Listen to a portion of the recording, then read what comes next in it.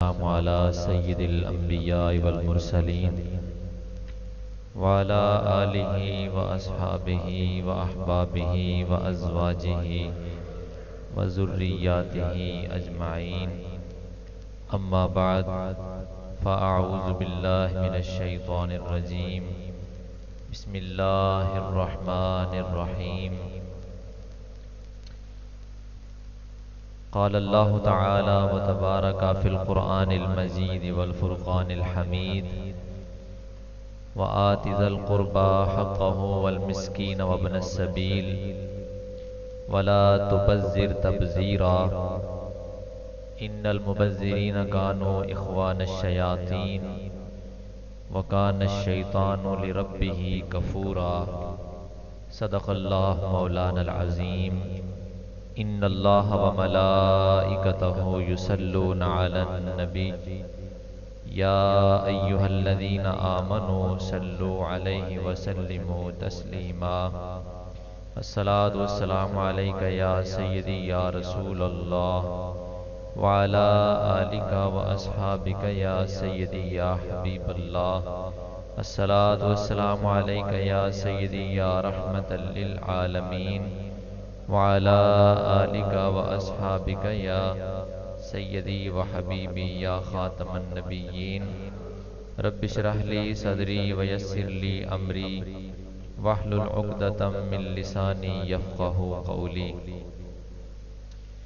اللہ جل مجدہ الکریم کی حمد و ثنا اور حضور تاجدار کائنات زینت بزم کائنات فخر موجودات دستگیر جہاں غم گسار زماں سید سروراں حامی بے کساں احمد مجتبی حبیب کبریا جناب محمد مصطفیٰ صلی اللہ تعالی علیہ وسلم کی بارگاہ اقدس میں ہدیہ درود و سلام پیش کرنے کے بعد قابل احترام حاضرین و سامعین السلام علیکم ورحمۃ اللہ وبرکاتہ۔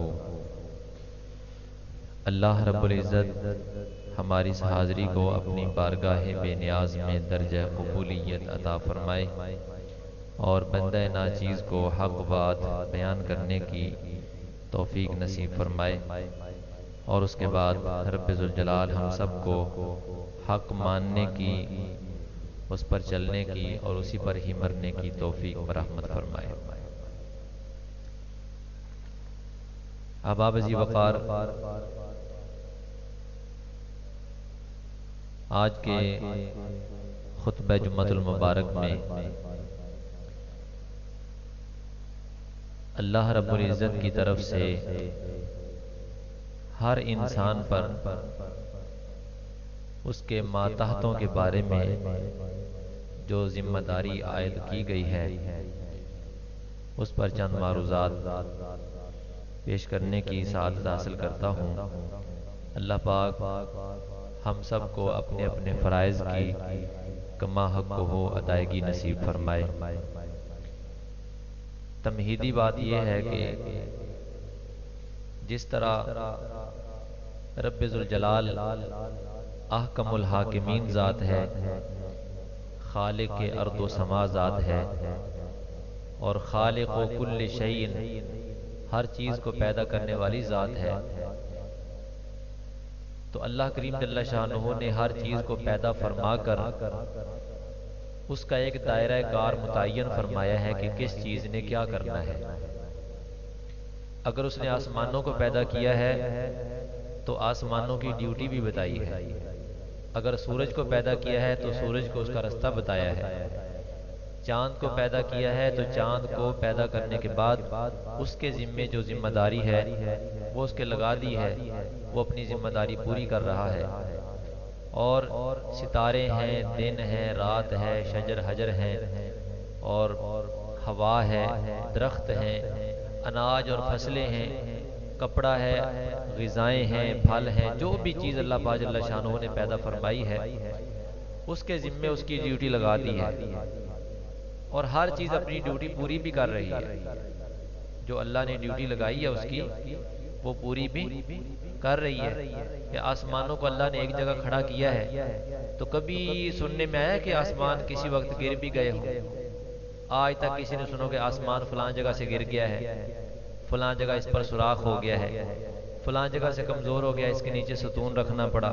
نہیں، اللہ نے جہاں اسے کھڑا کیا ہے اور اسے امر فرما دیا ہے تو یہ اسی جگہ کھڑا ہے، اپنی ڈیوٹی پر قائم ہے۔ اگر سورج کی بات کی جائے تو قرآن فرماتا ہے وَالشَّمْسُ تَجْرِي لِمُسْتَقَرٍّ لَهَا، کہ سورج کا جو ٹھکانہ اور مدار، چلنے کی جو جگہ اللہ نے طے فرمائی ہے، وہ اپنے مدار میں چل رہا ہے۔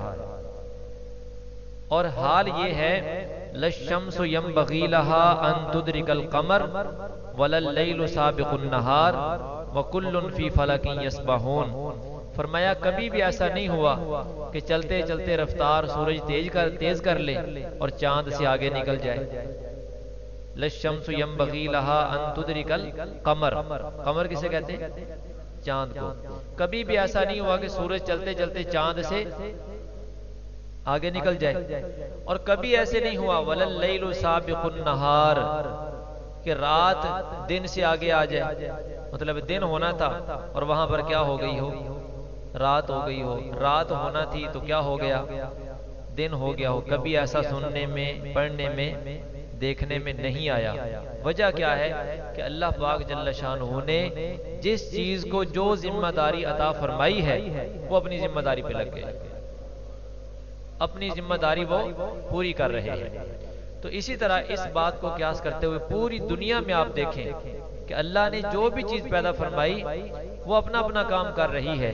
تو سوال یہ ہے کہ ہم انسان ہیں، اشرف المخلوقات ہیں، ہماری پیدائش اور تخلیق پر رب ذوالجلال نے 4 قسمیں بیان فرما کے والتین والزیتون وطور سینین وہذا البلد الامین، فرمایا مجھے انجیر کی قسم ہے، زیتون کی قسم ہے، کوہ طور پہاڑ کی قسم ہے، اور اس امانت والے مقدس بابرکت شہر کی قسم ہے، لَقَدْ خَلَقْنَا الْإِنسَانَ فِي أَحْسَنِ تَقْوِيمٍ، ہم نے انسان کو بڑی احسن صورت میں پیدا فرمایا ہے۔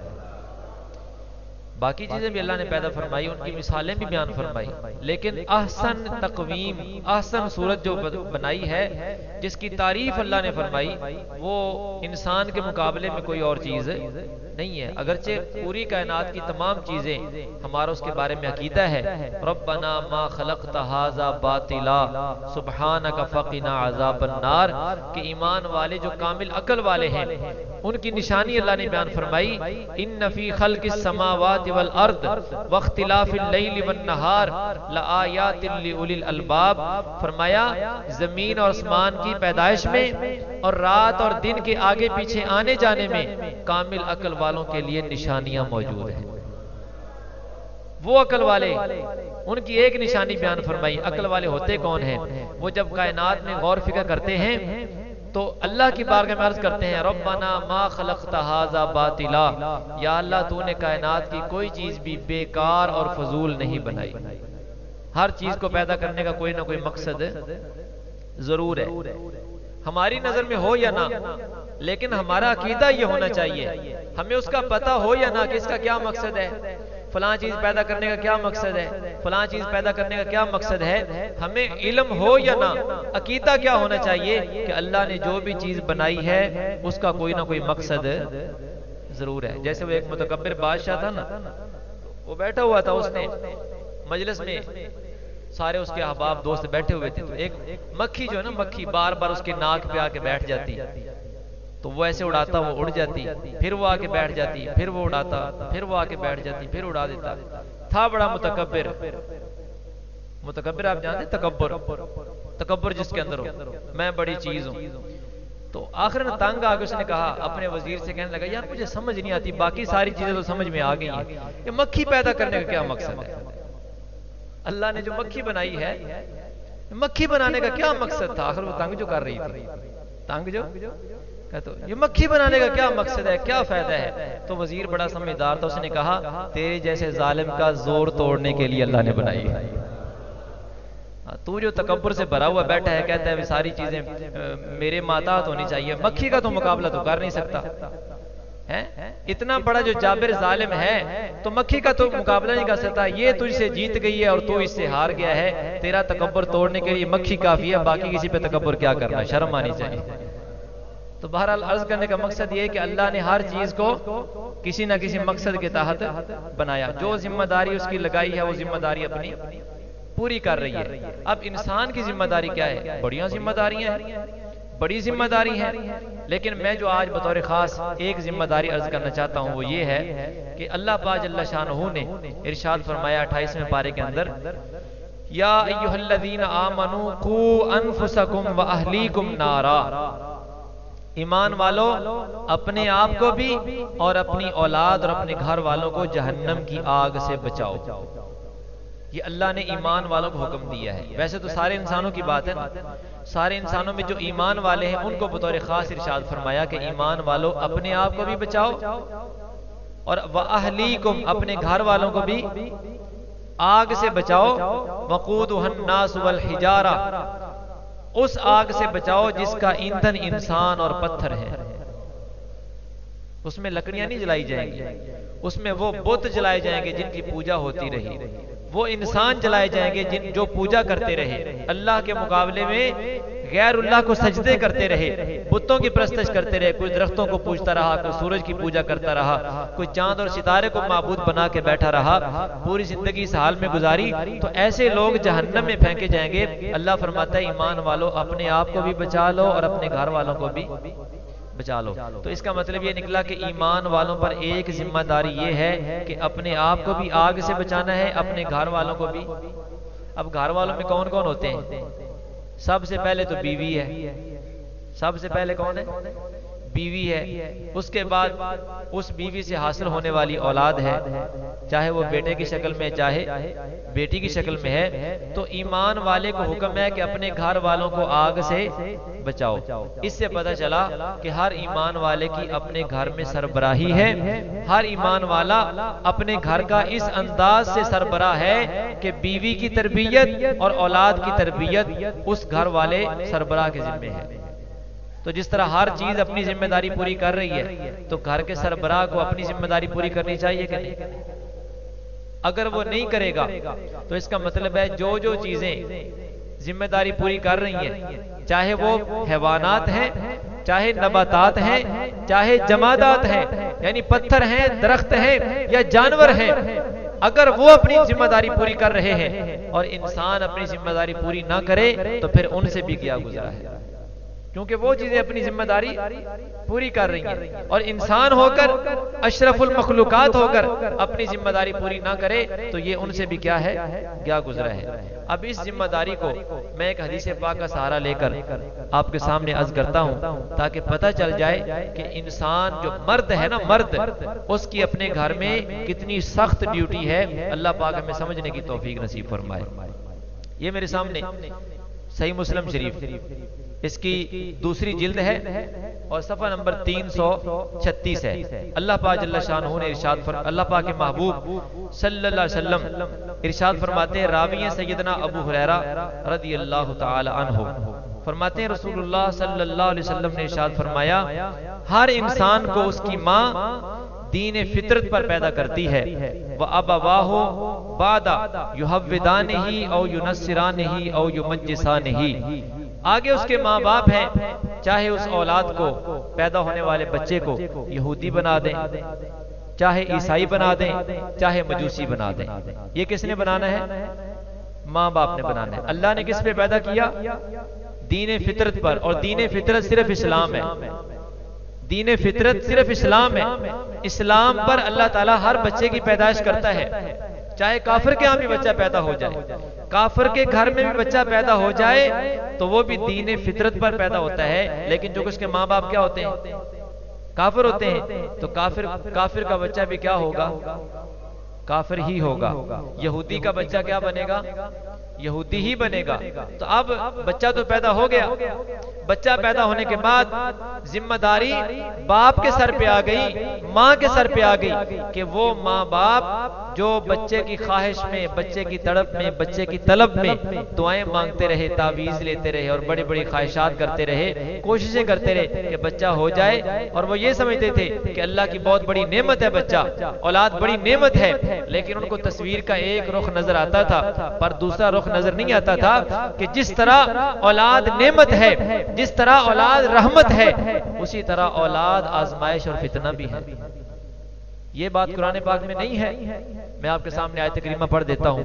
اللہ پاک جل شانہ نے ارشاد فرمایا انما اموالکم و اولادکم فتنہ، فرمایا بے شک تمہارے مال اور تمہاری اولاد تمہارے لیے فتنہ ہے، آزمائش ہے۔ پھر اسی طرح ایک مقام پہ قرآن فرماتا ہے 28ویں پارے میں یا ایھا الذین آمنوا ان من ازواجکم و اولادکم عدوا لکم فاحذروہم، ایمان والو بے شک تمہاری کچھ بیویاں اور تمہاری کچھ اولاد تمہاری دشمن ہے، تمہاری دشمن ہے۔ کون سی بیوی دشمن ہے؟ کون سی اولاد دشمن ہے؟ وہ بیوی جو خامد سے ایسا مطالبہ کرے جو خامد اپنی جائز اور حلال کی کمائی سے پورا نہ کر سکے، پھر مجبور ہو کر وہ بندہ اپنی بیوی کی ناجائز خواہش کو پورا کرنے کے لیے حرام مال کا سہارا لے، چوری کرے، ڈکیتی کرے یا لوٹ مار کرے، تو پھر اس عورت کی خواہش کو پورا کرے، تو فرمایا وہ اولاد اور وہ بیوی جو ہے وہ بھی انسان کے لیے کیا ہو گئی؟ دشمن ہو گئی، کیونکہ اس نے حرام پہ لگا دیا، حرام کھانے پہ، حرام کمانے پہ اس نے مجبور کر دیا۔ جب اس نے مجبور کیا ہے تو یہ عورت انسان کی خیر خواہ نہ شمار ہوگی، یہ اولاد انسان کی ہمدرد اور صلہ رحمی والی شمار نہ ہوگی، بلکہ یہ دشمنی کے زمرے میں آ جائے گی۔ تو اس سے پتہ چلا کہ اولاد صرف نعمت نہیں ہے، اولاد ایک آزمائش بھی ہے۔ جس اولاد کے بارے میں، جس گھر والوں کے بارے میں، جس بیوی کے بارے میں قرآن ارشاد فرما رہا ہے ایمان والوں اپنے آپ کو اور اپنے گھر والوں کو جہنم کی آگ سے بچاؤ۔ کیسے بچایا جائے گا؟ جب اس گھر میں دین کی تعلیم عام کی جائے گی، جب بچوں کی تربیت اسلام اور قرآن اور شریعت اور سنت پاک کے مطابق کی جائے گی، تو انشاءاللہ العزیز وہ اولاد بندے کے لیے نعمت اور رحمت ثابت ہوگی۔ اور اگر بچے کی تربیت اسلام کے مطابق نہیں کی، بلکہ حرام حلال جو آیا کھلا دیا اور پھر اس کو ماحول ایسا دیا جو اس بچے کی تربیت کے لیے کافی نہیں، اسلامی تربیت کے لیے کافی نہیں، اور تعلیم اس کو ایسی دی ہے جو اس بچے کو اللہ کی پہچان نہ کروا سکی، رسول اللہ کی پہچان نہ کروا سکی، اور اللہ والوں کی اور دین کے رستوں کی پہچان نہ کروا سکی، تو اس ساری تربیت کا ذمہ دار باپ ہوگا، کیونکہ باپ نے یہ انتظام کرنا تھا اور اب وہ نہیں کر رہا۔ لہٰذا قرآن پاک کی اس آیت کے مطابق جو ذمہ داری باپ پہ عائد ہوتی ہے وہ باپ اس سے دستبردار نہیں ہو سکتا، وہ باپ وہ ذمہ داری پوری نہیں کر رہا۔ جب نہیں کرے گا تو قرآن کے خلاف جائے گا، اور جو قرآن کے خلاف چلے گا اس کا جنت نہیں انتظار کرے گی بلکہ ٹھکانہ جہنم ہوگا۔ ہم لوگ تو اسی خوش فہمی میں مبتلا ہے کہ اولاد ایک نعمت ہے، رحمت ہے، مل جائے تو بس کمال ہو جائے، لیکن اللہ پاک جل شانہ نے دونوں باتیں قرآن پاک میں بیان فرمائی ہیں۔ اور میں یہ بات اکثر کہا کرتا ہوں کہ چھوٹا بچہ انسان کی آواز کو نہیں سمجھ سکتا، گفتگو کو نہیں سمجھ سکتا، لیکن کردار کو سمجھتا ہے۔ کس کو سمجھتا ہے؟ کردار کو۔ آپ جو کہیں گے وہ نہیں سمجھے گا، لیکن جو کریں گے وہ سمجھے گا، جو کریں گے وہ سمجھے گا۔ اسی لیے آپ نے گھر میں دیکھا ہوگا جو کام آپ کرتے ہیں بچے بھی ویسا کریں گے۔ تو اب پتہ چلا کہ جس وقت اولاد ہو جائے نا، اگر پہلے زندگی جس حال میں بھی گزر گئی ہے، نافرمانی میں، فسق و فجور میں گزر گئی ہے، لیکن خدا کا بندہ جب اولاد اللہ پاک عطا فرما دے تو اب تو انسان کو اتنا محتاط ہو جانا چاہیے کہ اپنی وضع قطع، طور اتوار اور لباس اور چال ڈھال میں سنت کا لحاظ کرے، تاکہ بچہ جو دیکھے اس کے مطابق بنتا جائے۔ بچہ جو دیکھے اس کے مطابق بنتا جائے۔ اور پھر اس کام کو میں قرآن پاک کی ایک اور آیت بینہ کا سہارا لے کر مزید واضح کر دینا چاہتا ہوں۔ اللہ پاک جل شانہ نے قرآن پاک میں جہاں ایمان والوں کو اور بہت سارے احکامات سے نوازا ہے، ایک حکم یہ بھی دیا کہ ایمان والو تعاونوا علی البر والتقوی ولا تعاونوا علی الاثم والعدوان، اے ایمان والو نیکی اور تقوی کے کاموں میں ایک دوسرے کی مدد کرو۔ نیکی اور تقوی کے کاموں میں ایک دوسرے کی، یہاں پہ دو لفظ آئے ہیں، ایک بر آیا ہے اور ایک تقوی آیا ہے، ان دونوں کا الگ الگ معنی ہے۔ بر کا معنی ہوتا ہے نیکی والا کام، بر کا معنی کیا ہے؟ تعاونوا علی البر، اس بر سے مراد نیکی کا کام، ہر نیکی مراد ہے اس سے، چاہے چھوٹی ہو چاہے بڑی ہو۔ اور تقوی کا معنی کیا ہوتا ہے؟ گناہ سے بچنا، گناہ سے، اس بات کو ذرا ذہن نشین کر لیجئے، گناہ سے بچنا اس کو تقوی کہتے ہیں، اور نیکی کرنا اس کو بر کہتے ہیں۔ اللہ پاک فرماتا ہے ایمان والو بر اور تقوی کے کاموں میں ایک دوسرے کے مددگار بن جاؤ، تعاون کرو، آپس میں کیا کرو؟ ایک دوسرے کے ساتھ تعاون کرو۔ یعنی آپ خود نیکی کر رہے ہیں، کوئی اور نیکی کرنا چاہتا ہے تو آپ اس کے ساتھ تعاون کرو تاکہ اس کو نیکی کرنا آسان ہو جائے۔ جیسے آپ گناہوں سے بچ رہے ہیں، آپ پر بچنا فرض ہے، ایسے ہی کسی اور کو بھی گناہوں سے بچاؤ، یہ بھی آپ پر کیا ہے؟ فرض ہے۔ مثال کے طور پہ نمازی نے نماز پڑھنی ہے، اس کے پاس پانی نہیں ہے وضو کے لیے، تو آپ اسے کیا کرتے ہیں؟ وضو کے لیے پانی دے دیتے ہیں۔ تو گویا آپ کیا کر رہے ہیں؟ نیکی پر تعاون کر رہے ہیں، نیکی پر عمل نہیں، نیکی پر تعاون کر رہے ہیں کہ اس بھائی نے نماز پڑھنی تھی، پانی کا انتظام نہیں تھا، آپ نے گھر سے لا کے اسے پانی دے دیا، تو آپ نے گویا اس کی نیکی میں اس کے ساتھ کیا کر دیا؟ تعاون کر دیا۔ اور ایک بندہ قتل کرنے کے لیے جا رہا ہے، اس کے پاس چھرا نہیں ہے، بندوق نہیں ہے، وہ آپ سے کہتے ہیں یار میں بندہ مارنے کے لیے جا رہا ہوں لیکن پستول نہیں میرے پاس، آپ کہتے ہیں یار کوئی گالی میرے کو لے لے، کیا کہتے ہیں؟ اب گناہ سے بچنا تھا، خود بھی دوسرے کو بھی بچانا تھا، اس نے کیا کیا ہے؟ ہو سکتا ہے اس کے پاس نہ ہو ایسا آلہ جس سے وہ قتل کر سکے، تو آپ نے کیا کر دیا؟ اس کا کام آسان کر دیا ہے، اس کا کام۔ وہ شیخ سعدی رحمۃ اللہ علیہ کا بڑا مشہور واقعہ نا، آپ جا رہے تھے تو ایک بندے نے آپ کو برا بھلا کہا، کتاب میں تو یہ لکھا ہے کہ آپ کو گالی دی، کیا دی؟ تو آپ نے کوئی توجہ نہ فرمائی، آپ جا رہے ہیں، ایک بندہ پیچھے سے بھاگ کے کہا بابا جی او فلاں بندے نے آپ کو یہ گالی دی ہے۔ فرمایا اس نے نہیں دی، یہ گالی تم نے دی ہے، یہ گالی تم نے دی ہے۔ وجہ کیا بتائے؟ فرمایا اس نے تو ایسے تیر پھینکا تھا، وہ رستے میں گر گیا، رستے سے اٹھا کے تو نے مجھے مارا ہے۔ یعنی اس کی گالی میرے تک تو نہیں پہنچی تھی، وہ تو رستے میں رہ گئی تھی، جب توجہ ہی کوئی نہیں کی ہے۔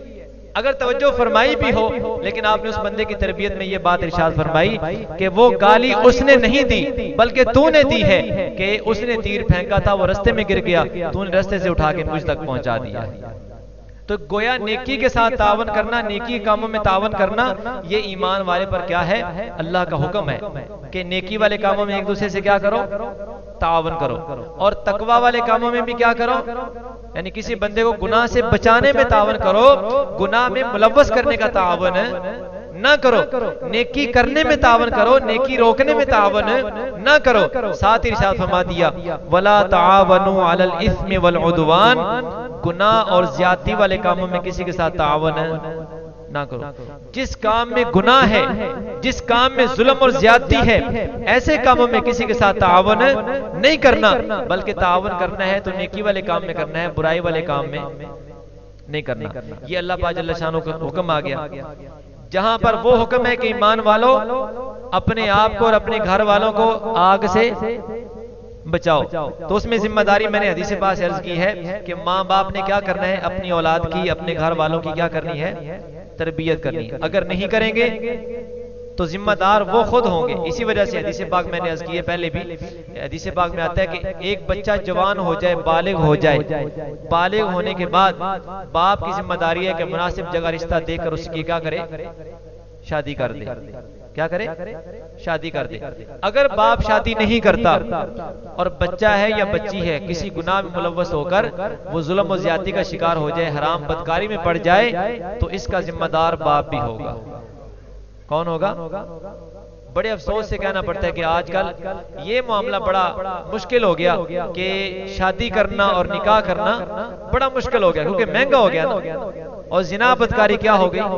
سستی ہو گئی۔ خاص طور پر جو آج کل کا ماحول ہے، معاذ اللہ استغفر اللہ، آج کل کے نام نہاد تعلیمی ادارے، سکول ہیں، کالج ہیں، یونیورسٹیاں ہیں، جہاں بھی اللہ ماشاء اللہ، اللہ تعالیٰ معاف فرمائے، محفوظ فرمائے، وہاں پر آج یہ عورت کے جسم کا سودا ہو رہا ہے اور نیلام ہو رہا ہے، مطلب مسلمان کی عزت اس انداز سے بیچی جا رہی ہے کہ پتہ بھی نہیں چل رہا۔ کوئی دیکھتا ہے تو اسے شعور بھی نہیں ہوتا کہ یہاں پر کیا ہو رہا ہے۔ ہر سادہ بندہ مسجد میں جب آ جائے، مسجد میں آ جائے تو 50-100 روپے کی یا 150-200 روپے کی جوتی اس کے دل میں ہوتی ہے، دماغ میں ہوتی ہے کہ میں نماز پڑھ رہا ہوں، پیچھے سے پتہ نہیں جوتا سلامت ہوگا یا نہیں۔ لیکن کتنی مسلمان کی عزت قیمتی ہے، بیٹی ہے، ماں ہے، بہن ہے، بیوی ہے، اس کے بارے میں اتنا بھی خیال آج نہیں رہا مسلمان کے دل میں کہ وہ کہاں پہ ہے، کہاں کمائی کر رہی ہے، کہاں دھکے کھا رہی ہے، اس کی عزت، ایمان، اس کی عفت اور پاک دامنی محفوظ ہے یا نہیں ہے۔ وہ قبلہ شاہ صاحب ہمارے ایک دوست ہیں، ان سے دوران تقریر کسی نے سوال کر دیا کہ شاہ جی یہ جو عورتوں کے بال بیچے جا رہے ہیں ان کے بارے میں کیا کہتے ہیں؟ تو انہوں نے یہی بات فرمائی، فرمانے لگے تم عورتوں کے بالوں کی بات کرتے ہو، یہاں پوری پوری عورت بیچی جا رہی ہے۔ توجہ ہے بابا جی؟ مرد کے ذمے ہے عورت کی کفالت، مرد نے کما کے عورت کو کھلانا ہے، عورت کے ذمے مرد کی کفالت اسلام نے، جس کا خاوند فوت ہو جائے اس کو بھی یہ کرنا چاہیے کہ گھر میں بیٹھ کے سلائی کڑھائی کا کام ہے، گھر میں عورتوں کا یہ بہت بڑا ایک مطلب ہے کہ ہنر ہے، یہ سکھایا ہے، تو گھر میں بیٹھ کے اپنی عزت محفوظ کر کے وہ اپنا پیٹ پال سکتی ہے، بچوں کا پیٹ پال سکتی ہے۔ اگر حکومت اسلامیہ ہو تو پھر تو اس کا خرچہ حکومت کے ذمہ ہوتا ہے، جیسے خلفائے راشدین کے مبارک دور میں ہوا کرتا تھا۔ جا کے ذرا بولو سبحان اللہ۔ سیدنا فاروق اعظم رضی اللہ عنہ کے مبارک دور میں ہر پیدا ہونے والے بچے کا جوان ہونے تک خرچہ حکومت کے بیت المال سے دیا جاتا تھا۔ سیدنا امیر معاویہ رضی اللہ عنہ کے مبارک زمانے تک یہ سلسلہ چلتا رہا، اور جب بھی حکومت اسلامیہ رہی ہے مسلمان جو غریب ہیں ان کا بھی خرچہ حکومت کے ذمے، جو اپاہج اور لاچار ہیں، معذور ہیں، ان کا خرچہ بھی حکومت کے ذمے، اور جن کا کوئی کرنے کمانے والا نہیں ہوتا ان کا خرچہ بھی حکومت اٹھاتی ہے۔ لیکن یہاں پر ٹیکس، وہاں بھی ٹیکس ہوتے تھے، ٹیکس ہوتے تھے لیکن وہ عوام کو پالنے کے لیے ہوتے تھے۔ آج بھی ٹیکس ہیں لیکن وہ حکومت کو پالنے کے لیے ہوتے ہیں۔ ٹیکس ہوتے رہے ہر دور میں، لیکن آج کیونکہ اس کے طریقے بدل گئے، اس کے زاویے بدل گئے، انداز بدل گئے۔ تو عرض کرنے کا مقصد یہ ہے کہ آج ایک دولت کی خاطر مسلمان کی پوری عورت کو بیچ دیا گیا ہے، نیلام کر دیا گیا ہے، اور اتنی بڑی بڑی ڈگریاں اس کو اس لیے دلوائی جا رہی ہیں کہ یہ بڑی ہو کر کمائی کرے گی، کوئی نرس لگ جائے گی، کوئی ڈاکٹر بن جائے گی، کوئی جناب کنڈکٹر بن جائے گی، جناب اس کو سرکاری نوکری مل جائے گی۔ اور خدا کا بندہ تو نے اس انداز سے بیٹے کو بھی پالا، اسی سے بیٹی کو پالا۔ تو کسی کتاب میں لکھنے والے نے کہا اگر پیسہ کمانے کے لیے ہی اولاد کو پال رہا ہے، اس کو پڑھائی کروا رہا ہے، اس کو تعلیم اور تربیت کا انتظام کر رہا ہے، تو بہتر یہ ہے کہ ٹگے اور بکرے پال لیں کہ جب قربانی کا وقت آئے گا یہ 4 پیسے زیادہ دے جائیں گے۔ کیا خیال ہے؟ مسلمان ہو، ذی شعور ہو، کامل عقل والا ہو، پھر بھی اس کو نہیں پتا کہ میں بچی کو پڑھا کس لیے رہا ہوں، بچے کو تربیت اور تعلیم کس لیے دے رہا ہوں، محض پیسے کے لیے، پیسے کے لیے۔ خدا نے یہ دولت، اولاد والی دولت اس لیے دی ہے کہ اس کو پیسے کی کمائی پہ تو لگا دے۔ وہ رزق جو اللہ نے اپنے ذمے لے رکھا ہے کہ ہر جاندار کا رزق اللہ فرماتا ہے میرے ذمے ہے۔ قرآن فرماتا ہے وَقَيِّم مِّن دَابَّةٍ لَا تَحْمِلُ رِزْقَهَا، کتنے جاندار ایسے ہیں جو اپنا رزق اٹھا کے نہیں پھرتے۔ اللہ یرزقها وَإِيَّاكُمْ، اللہ انہیں بھی دیتا ہے تمہیں بھی عطا فرمائے گا۔ جب یہ قرآن میں موجود ہے تو پھر قرآن والا اس نیت سے کیوں واقف نہیں ہے، اس حکم خداوندی سے کیوں آگاہ نہیں ہے؟ تو بات عرض کرنے کا مقصد یہ ہے کہ تھوڑی سی دنیا کے مال کے پیچھے عزت کو نیلام کر دینا اور اس کو بازار کی رونق بنا دینا اور اس کو کنڈکٹری سکھا دینا اور بڑے بڑے جناب ہاسٹل میں اس کو رہائش پذیر کر دینا اور پھر بے فکر ہو کے گھر میں بیٹھ جانا، یہ کسی سمجھدار بندے کا کام نہیں ہے، یہ بے وقوف اور بے عقل بندے کا کام ہے۔ میں سادہ سی مثال عرض کرتا ہوں، یہ بات سمجھ میں آنا بڑا مشکل ہوتا ہے۔ سادہ سی مثال ہے، لوگ بڑے مطمئن ہو کر بیٹھ جاتے ہیں کہ بچی بالکل محفوظ ہے۔ خدا کا بندہ چار دیواری میں، گھر کی چار دیواری میں محفوظ نہیں ہے، تو کہتا ہے یونیورسٹی میں محفوظ ہے، ہاسٹل میں محفوظ ہے، وہاں پر بڑا عالیشان انتظام ہے۔ یہ سارا چال ہے، سارا تماشا ہے اور دھوکہ ہے کافر کا مسلمان کے ساتھ کہ اس نے مسلمان کو تنخواہ کا لالچ دے کے آج اس کی عزت کو نیلام کر کے رکھ دیا ہے۔ اس انداز سے حملہ کیا ہے کہ مسلمان کو سوچنے کا موقع نہ ملے،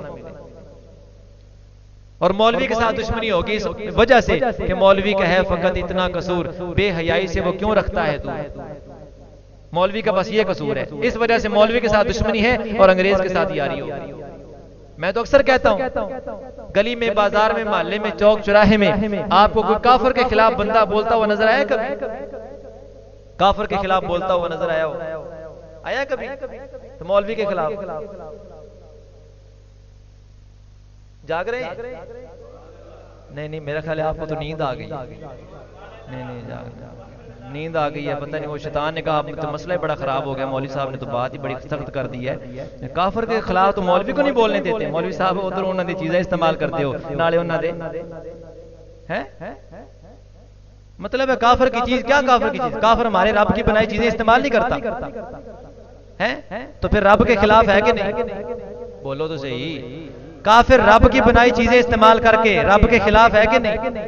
تو اس نے اگر تھوڑی سی شکل بدل دی ہے، پلاسٹک کو، لوہے کو، مٹی کو شکل دے دی ہے، کوئی اور دے دی ہے شکل، اس نے ہماری کوئی چیز بنا دی تھوڑی بہت ہے، اللہ نے عقل دی ہے، بنا دی ہے اگر، تو کیا خیال ہے اس کا کلمہ پڑھ لیں، پھر جو غلط صحیح کہتے ہیں ہم مانتے جائیں، جوتا موچی سے پالش کروا کے پھر موچی کہے اپنی عزت کو باہر نکال اور میں نہ نکالوں، کوئی بندہ کہے ادھر سے جوتا بھی پالش کروایا پھر موچی کی بات نہیں مانتا، یہ پاگل بندے کا کام ہوگا۔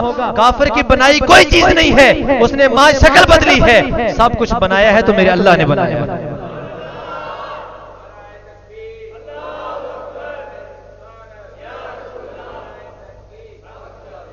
تو مسلمان کو اتنی بھی سمجھ آج نہیں رہی کہ میرا عقیدہ کیا ہونا چاہیے، میری عقل کیسی ہونی چاہیے، میرا عمل کیسا ہونا چاہیے، میرا کردار کیسا ہونا چاہیے، میرا اپنا کون ہے، بیگانہ کون ہے، کھرا کون ہے، کھوٹا کون ہے، پتہ ہی نہیں ہے۔ اپنوں کو بیگانہ سمجھتا ہے اور بیگانوں کو اپنا یار سمجھتا ہے، دوست سمجھتا ہے، اور جو کھری بات کہہ دے، سچی بات کہہ دے، اسے اپنا دشمن بنا لیتا ہے، اس طرح کی بات۔ تو معاذ اللہ استغفر اللہ، میں عرض کر رہا تھا کہ جس انسان کے ذمے، جس مسلمان کے ذمے بھلائی والے کاموں میں ایک دوسرے کے ساتھ تعاون کرنا تھا، آج رزق کے معاملے میں بھی ایسا گھنونا کردار ہم ادا کر رہے ہیں، معاذ اللہ استغفر اللہ، کہ اپنے بچوں کی اور اپنی بچیوں کی تربیت کا خیال کوئی نہیں ہے، ان کی خاص طور پر عزت اور پاک دامنی کا خیال نہیں ہے کہ ان کا دین محفوظ ہے، ان کی عزت محفوظ ہے کہ نہیں، کس ڈگری کے پیچھے ہم سارا دن اور رات گزار رہے ہیں۔ رزق تو اللہ نے دینا تھا، رزق اللہ نے دینا تھا، اگر بچی کی شادی ہوگی تو آگے خاوند کی ذمہ داری اللہ نے لگا رکھی ہے کہ وہ اس کو کیا کرے گا، اس کی کفالت کرے گا۔ مجھے وہ شیخ سعدی رحمۃ اللہ علیہ کا واقعہ یاد آتا ہے، آپ نے لکھا ہے اپنی کتاب میں، فرماتے ہیں کہ ایک فقیر آیا، اللہ کا بندہ فقیر تھا، پہلے زمانے کے فقیر بھی، کوئی کس رنگ میں کوئی کس رنگ میں، تو اس نے نا بادشاہ کے دروازے پہ دستک دی، تو بادشاہ گھر میں نہیں تھا، اس کی بچی نے یا بیوی نے اس فقیر کو کوئی پیسے، کچھ اشرفیاں، کوئی مطلب ہے چیز اللہ کے نام پہ اسے دے دی، تو جب وہ دینے کے لیے دروازے کے قریب آئی نا، تو اس فقیر کی نگاہ پڑ گئی اس عورت کے دودھ والی جگہ پر،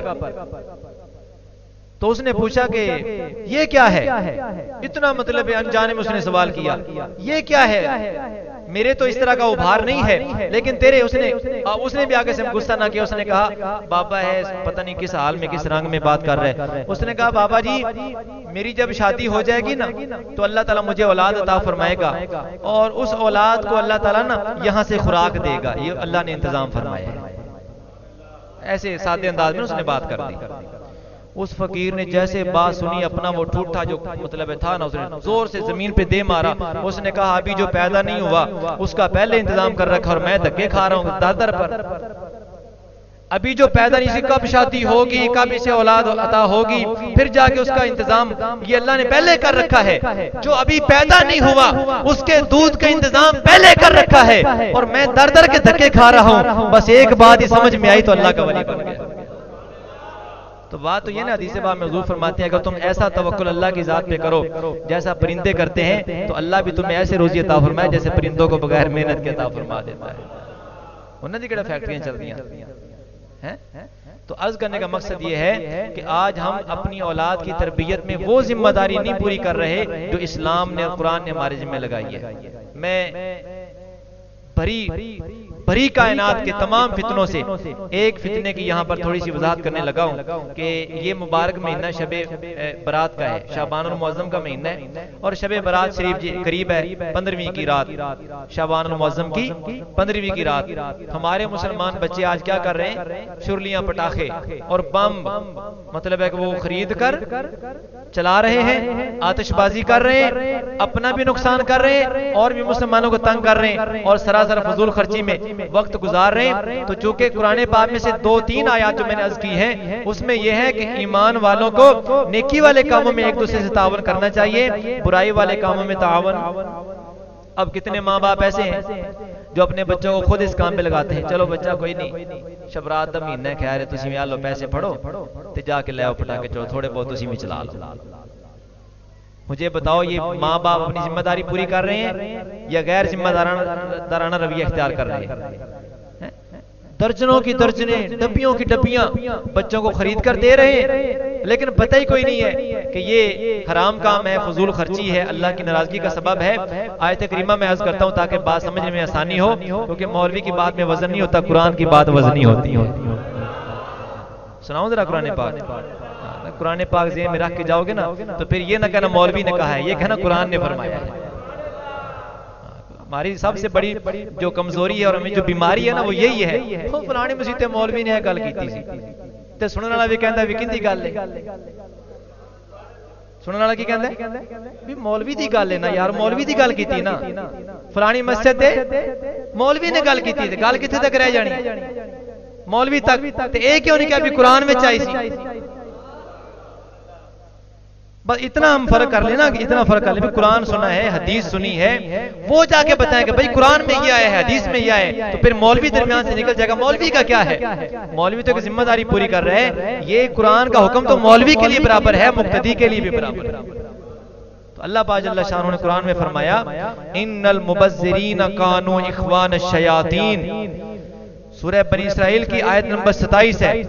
فرمایا بے شک فضول خرچی کرنے والے شیطانوں کے بھائی ہیں. دیکھو کتنی بڑی ڈگری ملی ہے، ڈگری ہے نا جی. عہدہ بڑھانے کے لیے کیا کیا جاتا ہے؟ تھانے دار کو ایس پی کے برابر کیا جاتا ہے عہدہ بڑھانے کے لیے. اب اللہ تعالیٰ بھی فضول خرچی کرنے والوں کا عہدہ بڑھا رہا ہے. کن کے برابر کر رہے ہیں؟ ان المبذرین کانوا اخوان الشیاطین، بے شک فضول خرچی کرنے والے شیطانوں کے بھائی ہیں. وَقَانَ الشَّيْطَانُ لِرَبِّهِ كَفُورًا، اور شیطان اپنے رب کا بڑا ہی ناشکرا ہے. شیطان اپنے رب کا بڑا ہی اچھا شکر کیا ہوتا ہے؟ اللہ کی نعمت کو اس کی مرضی کے مطابق استعمال کرنا، یہ شکر ہے. اور اللہ کی نعمت کو اللہ کی مرضی کے خلاف استعمال کرنا یہ ناشکری ہے. سب سے بڑا ناشکرا شیطان ہے، اور فضول خرچی کرنے والا شیطان کا بولو شیطان کا اخوان الشیاطین، شیطان کا بھائی ہے. اب کوئی بندہ اس پورے مجمع میں ایسا ہے جو کہے میں شیطان کا بھائی بننا چاہتا ہوں؟ اچھا مجھے بتاؤ یہ پٹاخے لے کر دینا اپنے بچوں کو یہ فضول خرچی ہے کہ نہیں ہے؟ فضول خرچی کسے کہتے ہیں؟ آپ پتہ کہ کس کو فضول خرچی کہتے ہیں؟ آپ کہتے ہیں کہ جہاں پر 10 روپے کی ضرورت ہے وہاں 20 لگانا فضول خرچی ہے، یہ کہتے ہیں. جہاں 10 روپے سے کام چلتا ہے وہاں پر 11 روپے بھی لگا دینا کیا ہے؟ فضول خرچی، یعنی ایک روپیہ فضول خرچی میں آئے گا. جبکہ دوسرا معنی جو حقیقی معنی وہ یہ ہے کہ اللہ کی نافرمانی میں 1 روپیہ تو بڑی دور کی بات ہے، 1 پیسہ بھی خرچ کرنا فضول خرچی ہے اللہ کی نافرمانی میں. اور یہاں پر میں آخری حدیث پاک عرض کر کے بات ختم کرتا ہوں. میرے اور آپ کا آقا مولا صلی اللہ علیہ وسلم ارشاد فرماتے ہیں مشکات شریف کتاب الرقاق کے اندر یہ حدیث پاک موجود ہے.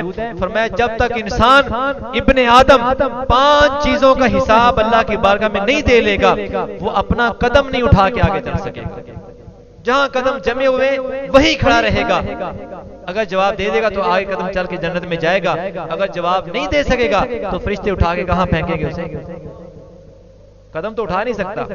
فرمایا سب سے پہلا سوال اللہ پاک یہ فرمائے گا اس بندے سے کہ اے بندے بتا میں نے جو تجھے عمر عطا فرمائی تھی، زندگی عطا فرمائی تھی، کہاں خرچ کی ہے؟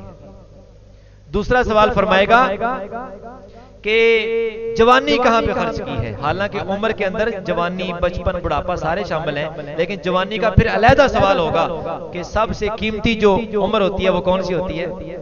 جوانی. در جوانی توبہ کردن شیوہ پیغمبری. فرمائے گا جوانی کہاں پہ خرچ کی ہے؟ 2 سوال ہو گئے. تیسرا سوال یہ ہوگا مال کہاں سے کمایا تھا؟ کیسے کمایا تھا؟ کہاں سے کمایا تھا؟ چوتھا سوال یہ ہوگا کہاں پہ خرچ کیا تھا؟ یہ نہیں کہ حلال کمایا ہے تو پھر بندہ اپنی مرضی کر لے. ویسے تو حرام کمائی کی اجازت نہیں ہے، اور اگر حلال بھی کمایا ہے تو اس کو بھی حرام پر نہیں لگا سکتا، اس کو بھی لگانے کا طریقہ حلال ہی ہونا چاہیے. فرمایا کمایا تو حلال تھا، یہ بتا لگایا کہاں پر ہے؟ 4 سوال ہو گئے. اور 5واں سوال یہ ہوگا کہ جتنا تیرے پاس علم تھا بتا اس پہ عمل کتنا کیا ہے؟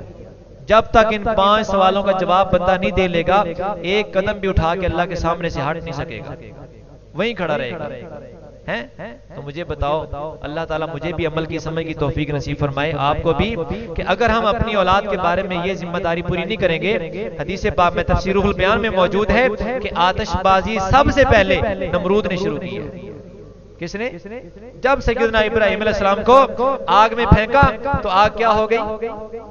گلزار ہو گئی. تو اب انار بھر بھر کے نا آگ کے وہ اس میں پھینک رہے تھے کہ چلو اس سے ہی جل جائے. اور خدا کے بندو بے وقوفو، اتنی بڑی چیخا چلائی تو اللہ کا خلیل جل نہیں سکا. تمہارے چھوٹے چھوٹے یہ انار کیا کریں گے وہاں پر؟ تو انہوں نے سب سے پہلے یہ آتش بازی ایجاد کی اور پھر وہاں پر ابراہیم علیہ السلام پر پھینکتے گئے. لیکن وہ تو اللہ کے خلیل تھے نا، ان کو آگ کا کیا نقصان ہے؟ اللہ نے جو فرما دیا یا نار کونی بردم و سلاما علی ابراہیم. تو عرض کرنے کا مقصد یہ سب سے پہلے یہ آتش بازی کس نے شروع کی؟ نمرود نے. اب جس کے دل میں آئے وہ نمرود کا بھائی بن جائے، جس کے دل میں آئے وہ شیطان کا بھائی بن جائے. کیا خیال ہے؟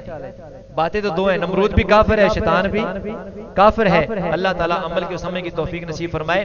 دکانداروں سے بھی التماس ہے کہ خدا را اللہ تعالیٰ روزی دے دے گا، اپنی دکان پر یہ سودا رکھنے کی اجازت شرعی طور پر نہیں ہے کہ یہ گناہ میں تعاون ہے. شہر سے لے کے آنا مشکل ہوگا ذرا، اور آپ دکان پہ لا کے رکھیں گے تو ان کے لیے کیا ہوگا؟ آسان ہو جائے گا. اللہ پاک عمل کی سمجھ کی توفیق نصیب فرمائے.